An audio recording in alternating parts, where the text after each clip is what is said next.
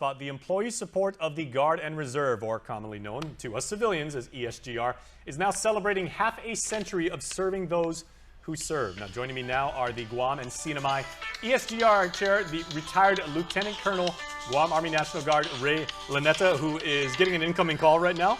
No problem, Colonel. And retired Major General, Guam National Guard, Benny Paulino. Gentlemen, sirs, very nice to have you. Well, hey, Colonel, we said you were on the set and everything. Your family's all calling right now. That is very bad timing. I'm sorry. No problem, no problem at all, Colonel. They knew you were going to be on KUM, and it's the very fine work that the ESGR does that keeps companies like us, you know, because we have been a partner with the ESGR. You know, we've had several members of our staff over the years who have served, who have been members of the Guard, and we happily, you know, give our employees, you know, the ability to serve. So thank you for putting this organization together. I know both of you are stewards of this organization, but you know it's been going on, like I said, for 50 years now. Yes. Yeah. But this is not only on Guam. It's nationwide. Absolutely. But I wanted to make a correction because I listen and I hear employer support of the Guard and Reserve. I think I heard employee support. Oh, did I say employee? Okay, my bad. Just want to make the correction since it's on, it's on TV. And are you going to drop me, Colonel? Make me do 20 or 10 push-ups? I don't even know if I could hit that. Yeah. We'll do some PT after this.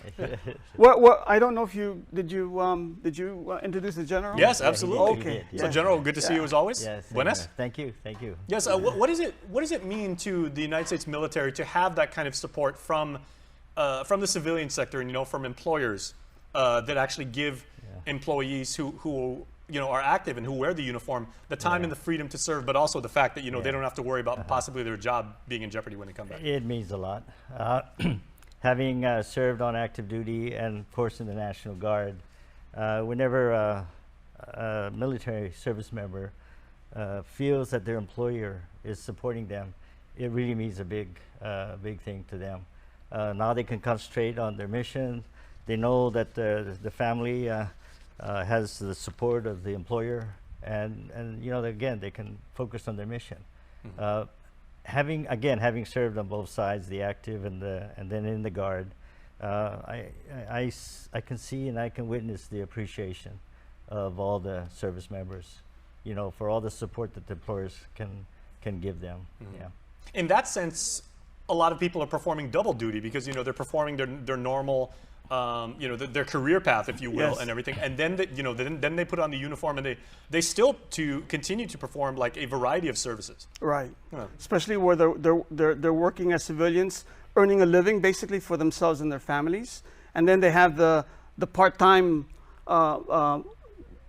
job duty that they have, but also in preparation just in case. Where they would be called up to greater responsibility beyond the weekend a month, 1 weekend a month, 2 weeks a year in a normal reserve guard type of environment. But then, should the geopolitical situation get a little bit tense, and they need to go for additional training or even be called overseas. Yes. Yeah. But Jason, I would like to first get back into basics of what ESGR is all about, and then we can go with all the things that we can discuss. Absolutely. So for those that don't know, employer support of the Guard and Reserve is a Department of Defense organization that is volunteer-led, which is a really unusual situation because we get our funding from the Department of Defense, we get our guidance.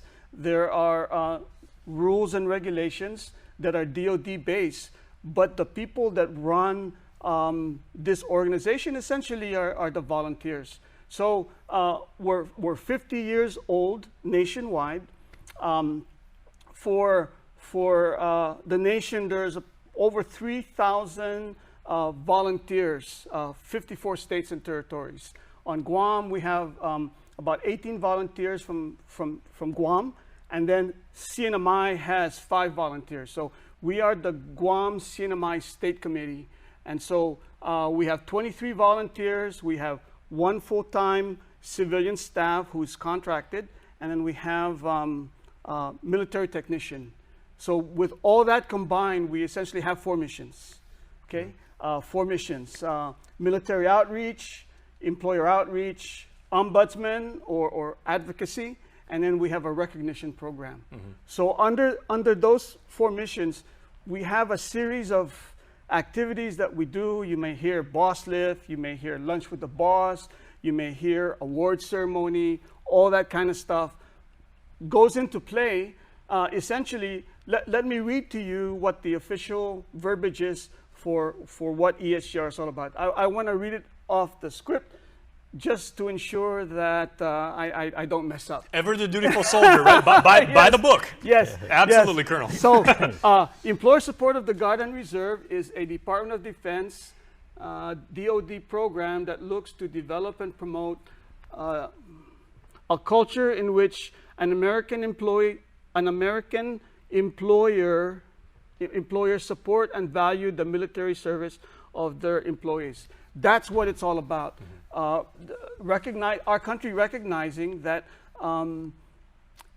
Guard and Reserve folks are valuable to the defense of our country and our island, and that in order to instill harmony and a good working relationship, we will work with the military members who are part-time and the employers, get them together in a harmonious type of environment, making sure that their support is recognized, and this ensures that we enjoy the freedom that we have today. General, what are some of the most common questions, that have bubbled up over the years when it comes to not necessarily complaints, but concerns is probably the better word, from employers about how they can support? Well, one concern is this duty voluntary or involuntary? The answer is it doesn't matter. If it's necessary. It's necessary, and if the service component requires your service, then by law, by federal law, the employer has to release that employee. You can always contact the unit commander and see what you can work out, but the bottom line is there's no distinction between voluntary and involuntary missions, okay? The employer has to let the employee go. The other thing is employers, usually ask questions a lot, is that, my employee tells me that he or she is gonna be gone for 4 months, and then 6 months later, my employee's not back, and that employee got extended. The mission profile extended, yeah. And so we try to work with the employer and the unit to have better communications.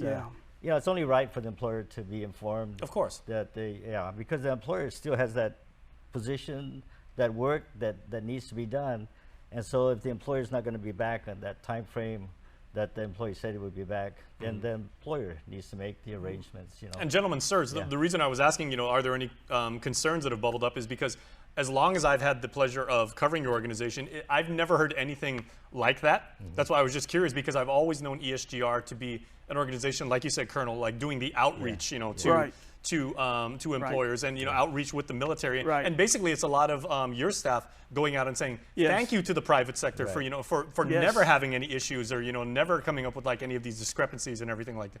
The private sector is so supportive of the fact that your brothers and sisters in arms do the duty that you do allows us to put on a TV show, run a store, provide some sort of service. Yeah, I agree with you, Jason. The private sector is very supportive, and they do so also by reaching out to us, asking for a presentation to their supervisors or to their human resource leadership, so that they can better understand the law and how they can best be in compliance with supporting that employee should he or she get called to duty. It's not just about letting your employee go for service. There's a lot of things that needs to be factored in when that employee is gone for military service. You're talking about benefits, you're talking about promotion opportunities. All these things have to be factored in.